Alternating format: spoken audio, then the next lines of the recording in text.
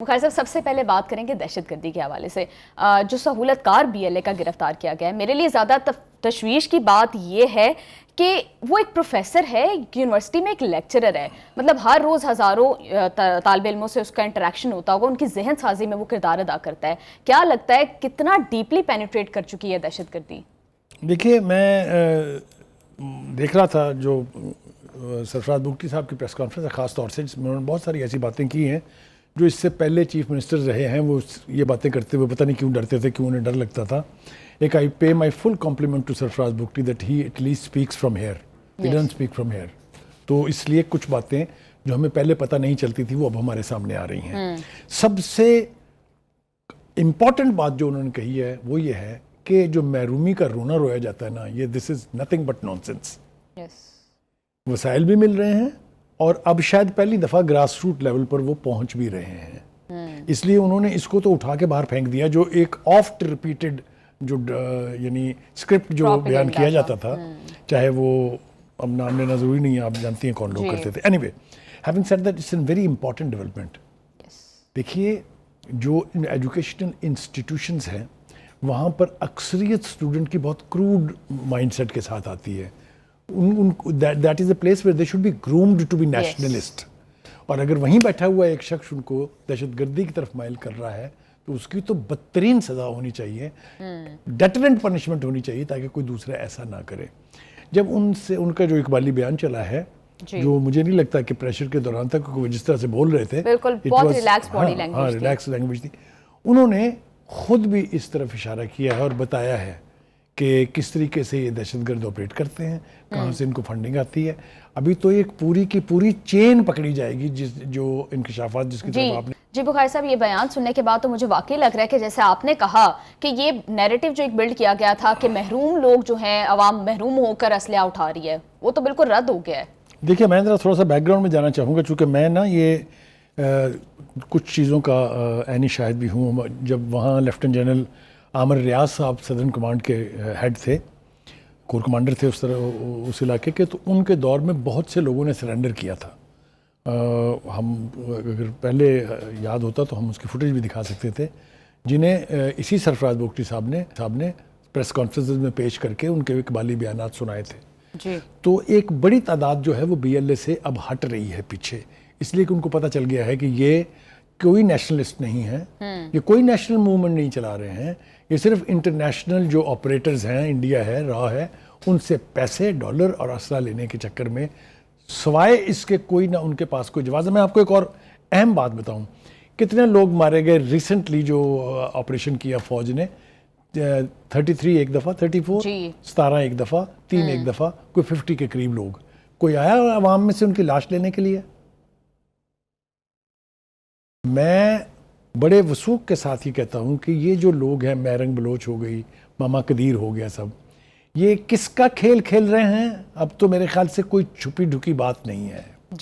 اس لیے کہ کوئٹہ کے سول ہاسپٹل سے جو لاشیں اٹھائی گئی تھیں، کن کی تھی وہ؟ آج تک آپ نے پاکستان کی تاریخ میں سنا کبھی کہ ٹیررسٹ کو ہلاک کیا گیا ہو اور ان کی لاشیں زبردستی اٹھا لی گئی ہوں وہاں سے؟ کبھی سنا آپ نے؟ یہ اس لیے کہ یہ ثابت ہو چکا، اور سوشل میڈیا کے اوپر اس کے بارے میں بے پناہ پروگرام کیے ہیں لوگوں نے کہ those 9 people who were killed they were Indian by origin.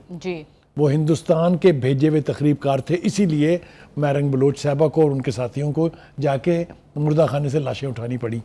میں اب اگر اس کے اوپر بات کرنے بیٹھیں گے تو بہت دور تک چلی جائے گی، لیکن ایک بات تسلیم شدہ ہے اب، اور سب سے بڑا اسپوکس پرسن اس کا جو ہے وہ چیف منسٹر بلوچستان ہے، کہ نہ وسائل کی کمی ہے، نہ ایلوکیشنز کی کمی ہے. یہ پروپیگنڈا بالکل بے معنی ہے کہ وہاں محرومی ہے. میں ایک اور آپ کو ہسٹوریکل فیکٹ بتاؤں. دیکھیے، فوج وہاں کیا کر رہی ہے؟ فوج وہاں آپ کو تحفظ دے رہی ہے. میں یونائٹڈ نیشن کا کور کرنے کے لیے گیا تھا، 2004 کی بات ہے غالباً. تو اس وقت فارن سیکرٹری تھے انڈیا کے نٹور سنگھ، جو پاکستان میں ایمبیسڈر بھی رہ چکے ہیں، ہائی کمشنر رہ چکے ہیں. تو ان کو ہم نے لابی میں گھیر لیا، میرے ساتھ ایک اور جرنلسٹ بھی تھے. تو ان سے ہم نے پوچھا کہ جی آپ بلوچستان میں کیا کر رہے ہیں؟ تو وہ پہلے مسکرایا، پھر اس نے جو مسکرا کے جو جواب دیا وہ میرے خیال سے آج شیئر کرنا قوم کے ساتھ ضروری ہے. اس نے کہا جب تک پاکستانی مسلح افواج اور خاص طور سے پاکستان آرمی کا ایک بھی سپاہی وہاں موجود ہے، بلوچستان کو پاکستان سے الگ نہیں کیا جا سکتا. ذمہ داری سے میں یہ کوٹ سنا رہا ہوں آپ کو. دیکھیے کہنے کا مطلب یہ ہے کہ یہ ہماری جس کو کہتے ہیں سافٹ بیلی, جی سافٹ بیلی ہے. یہاں پر انٹرنیشنل آرگنائزیشنز جو ہیں وہ آپریٹو رہی ہیں. یہاں پر بلیک واٹر نے کام کیا ہے. یہاں پر ہم کہنا تو شاید ٹھیک نہیں ہوگا, لیکن جندولہ بنائی گئی. ایران کے ساتھ ہمارے تعلقات کو دانستہ خراب کیا گیا. ادھر سے واردات کر کے ادھر جا کے چھپ جاتے تھے, ادھر سے واردات کر کے اور یہاں سے ادھر واپس چلے جاتے تھے. یہ سب سلسلہ ہماری آنکھوں کے سامنے ہے, لیکن یہ سلسلہ بلوچی عوام کی نمائندگی نہیں ہے, بالکل نہیں ہے. یہ میں ماننے کے لیے تیار ہی نہیں. ابھی ہمارے وزیر داخلہ محسن نقوی نے بھی یہ بات کی تھی کہ مقامی سپورٹ جب تک ختم نہیں ہوگی تب تک اس کا قلعہ کما نہیں کیا جا سکتا. ابھی جس طرح سے ہم نے دیکھا کہ ایک یونیورسٹی کا پروفیسر جو کہ نارملی لوگوں کے اندر بڑا ہی انٹرمکس ہوگا اور اس کو آئیڈینٹیفائی نہیں کیا جا سکتا اتنی ایزیلی, بڑا انٹیلیجنس بیسڈ آپریشن کیا گیا ہوگا. اگر آپ کو میں یاد دلاؤں تو آپ کو یاد ہوگا جب وہ کنونشن سینٹر میں ناصر منیر نے تقریر کی تھی تو اس میں انہوں نے کہا تھا, ایک تو یہ کہا تھا کہ 1500 سے 2000 کے قریب لوگ ہیں, ان کو ہم نہ ہائی جیک کرنے دیں گے کوئی چیز, نہ ہم ان کے ہاسٹیج بنیں گے. جی. اور ساتھ ہی انہوں نے کہا تھا کہ اب بہت ایکسٹینسو قسم کا آپریشن جو ہے وہ ہوگا, یہ اس کا نتیجہ ہے. یہ چینز پکڑی جا رہی ہیں. This professor is just one man, اس کے پیچھے پوری چین ہے. And I don't know how much of arrests have already been made. جی مطلب اس طرح کے آپریشنز میں یا جب بھی ہم دیکھتے ہیں کہ دہشت گرد بہت ہی واقعی یونیورسٹی گوئنگ ایج کے بچے ہوتے ہیں, تو ان کو کیا ایسا حل کیا جانا چاہیے؟ کیا آپ کو لگتا ہے کہ یونیورسٹی اور کالجز میں جو ریگولیشن ہے اس کو نگرانی کو بہت زیادہ سخت کر دینا چاہیے؟ دیکھیے یہ پہلے ایک دفعہ استعمال ہو چکا ہے حربہ. اٹ ہیزنٹ ورکڈ, اس لیے کہ ینگ لوگ ہوتے ہیں یونیورسٹیز کے اندر اینڈ دے گیٹ اریٹیٹڈ. لیکن میں آپ کو یہ پھر آنکھوں دیکھا حال بتا رہا ہوں کہ وہاں پر 5 یونیورسٹیز میں پیکڈ انرولمنٹ ہے. ایک یونیورسٹی میں 35,000 لوگ ہیں, اسٹوڈنٹس ہیں, ایک میں 18,000 ہیں, ایک میں 21,000 ہیں. دیٹ مینس وہ لوگ جو ہیں وہ تقریب کاری نہیں, وہ تو پڑھنے آ رہے ہیں. لیکن اگر وہاں ایسے پروفیسر بیٹھے ہوں گے تو اگر 100 میں سے 10 لڑکے بھی انہوں نے اپنی طرف مائل کر لیے تو تباہی ہے نا. لہٰذا روٹ کاز کی طرح کی وجہ سے ان لوگوں کو چن کے نکالنا چاہیے معاشرے میں سے. آئی ٹیل یو, اگر یہ آپریشن صحیح سمت میں ہوا تو بلوچستان جو ہے وہاں پر الٹیمیٹلی پیس آ جائے گا. کوئی ایسا واقعہ نہیں ہے وہاں, کوئی ایسا نا امیدی نہیں ہونی چاہیے. نا امیدی تو ہونے کا کوئی جواز نہیں ہے. آپ کو دوسرے صوبوں کی طرح سے برابر فنڈنگ ہو رہی ہے. آپ کے ڈیولپمنٹ کے جو پروجیکٹس ہیں ان کی ایکسیکیوشن میں کہیں کوئی کسی چیز کی کمی نہیں ہے, نہ کہیں فنڈز روکے جا رہے ہیں. تو آپ کو تو فلرش کرنا چاہیے. لیکن اصل میں اس فلرشمنٹ, اس ڈیولپمنٹ کے پیچھے جو سب سے بڑی طاقت اس کو روکنے والی وہ یہ چند تقریب کار ہے. جی بالکل. Should they be allowed to do it? نو.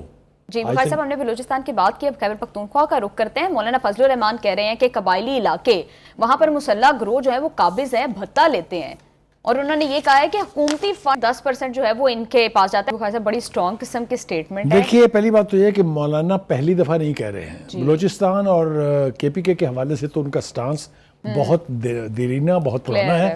لیکن میں حیران ہوا ہوں کہ آج انہوں نے سندھ بھی شامل کر لیا اس میں, کہ وہاں بھی عام آدمی محفوظ نہیں ہے.